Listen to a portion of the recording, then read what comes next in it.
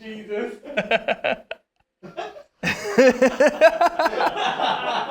So Callum and Jackson here pulled together the most informative, bizarre and funny bits from Reddit for me to look over with you for the first time today. Formula Dank. Verstappen at the restart of any safety car.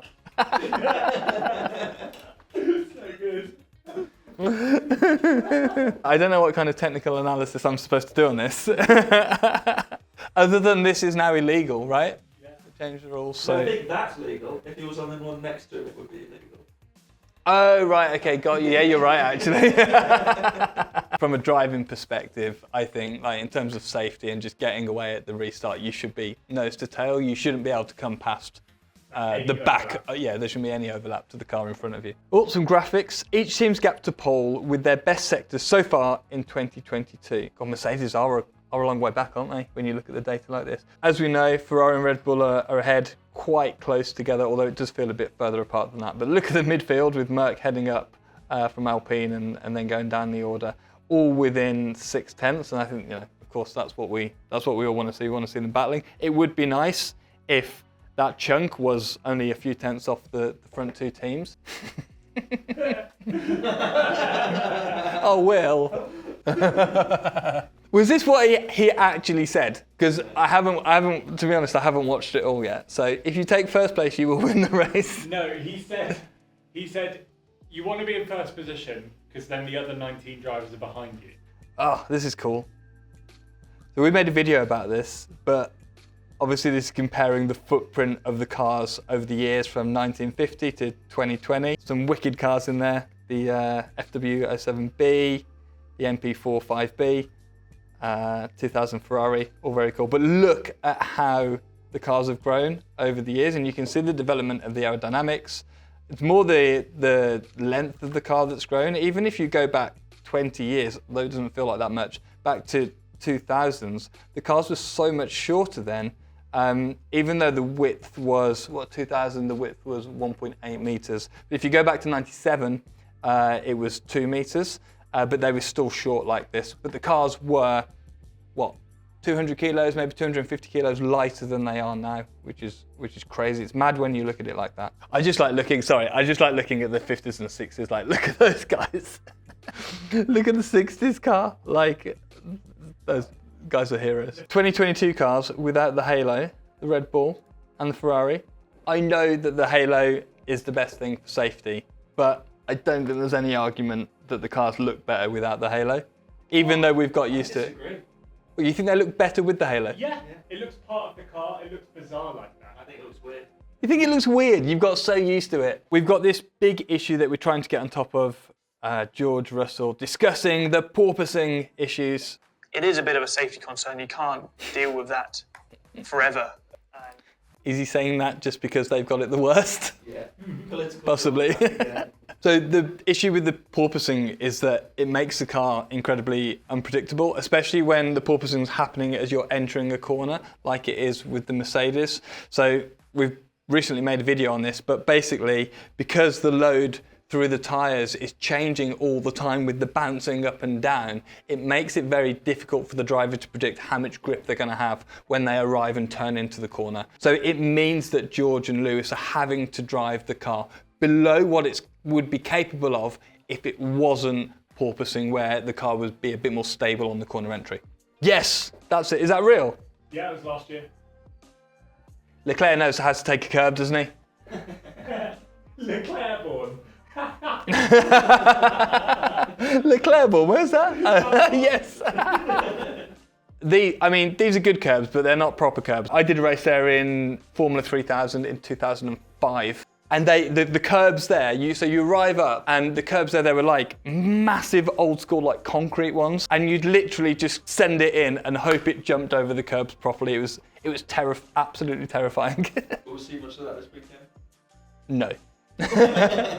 Two different takes on the 3-litre V10 from, what year is that? 1999 or 2000? Oh, well, the two engines are from 97 and 2002. So there is some development there. A wider V on the engine on the left. Yeah. So they do that because they obviously want to make the V wider to get the centre of gravity down so that the car handles better, frankly. You're always trying to get the weight in the car as low as you possibly can. Those exhausts are beautiful on the Ferrari engine on the left. I love this era of car. I think it's because it's the era of car that I drove the most, but like when you watch the onboards of these late 90s cars, they're just really wrestling the thing around. They're not as silky smooth as they are nowadays because these cars were much more unsophisticated. Stages of supporting McLaren this year. Oh, Lando.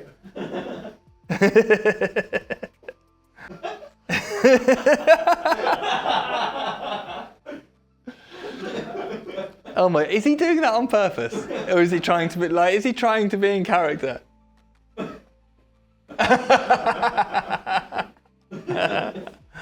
I'd agree with him. We're giving away $1,000 to one of our F1 newsletter subscribers in the next week. So get subscribed with the link in the description below.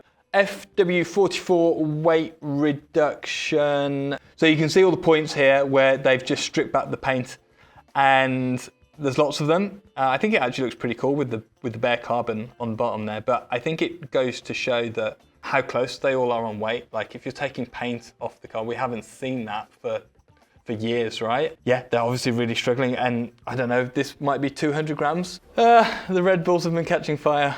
No spoilers for the Italian Grand Prix, I didn't see it yet. Lol. I reckon they'll get it sorted. It'll be one of those problems that they had a number of times and then it will just disappear and not happen again. We'll forget about it in a couple of races. All right, the Vegas track layout. 14's here, so this is the start finish here. Yeah. So into a tight left, opening up. This will be a quick corner. Good old straight here. Good overtaking zone here. Constant radius, that'll be an interesting corner because you're accelerating through, plus it looks like it's quite a wide radius, so it'll be quite quick. This looks like quite a quick section, tight one, and then a massive straight. Do you know how long that straight is? Yeah, I walked along here, so I stayed in that hotel there. And then with the fountains. That's a very long straight. What's this? Comparing 2005 Renault to the Alpine A552. God, look at the difference in size. Yeah, I mean, when you look at them like that, the 2005 car, it just looks, I prefer it. I prefer them small and nimble and a bit more challenging to drive like that, even though they're not as quick. These cars were like live wires, they were what, 900 horsepower maybe in 2005? Not that much, not the levels of downforce that they have now.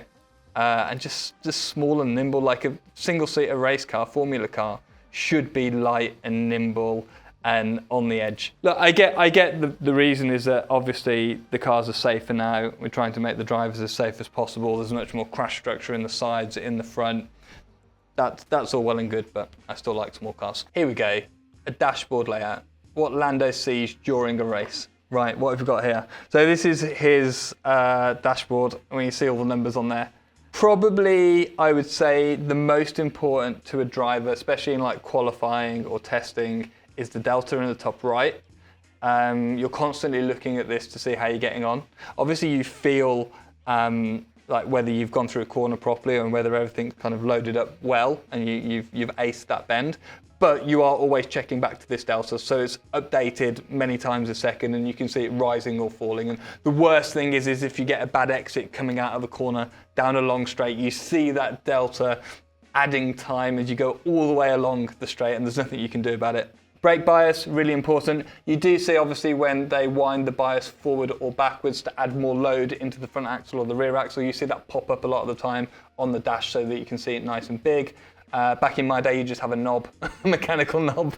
None of this rubbish. What else have we got? Brake temperature warning. Probably quite important for the McLaren at the moment. Blue background indicator when the tyre temperature gets too low. I don't know how necessary that is. The driver will definitely be able to feel that as soon as the tyres start to go too low. The problem comes with when they go too low and you actually can't get them to come back. So obviously when the gauge of the tyre starts to wear down, you've got less meat on the tyre, meaning it's harder to keep the temperature in them. Then you lose them, you let them go down too low, and then you can't get it back. Then you just have this downfall of temperature, loss of grip, less speed, less temperature, and it just gets worse and worse. Pretty interesting stuff, isn't it? So that's it. If you like this new format, please give it a like so that we know to make more. And be sure to check out these other videos. Thanks, and I'll see you in the next one.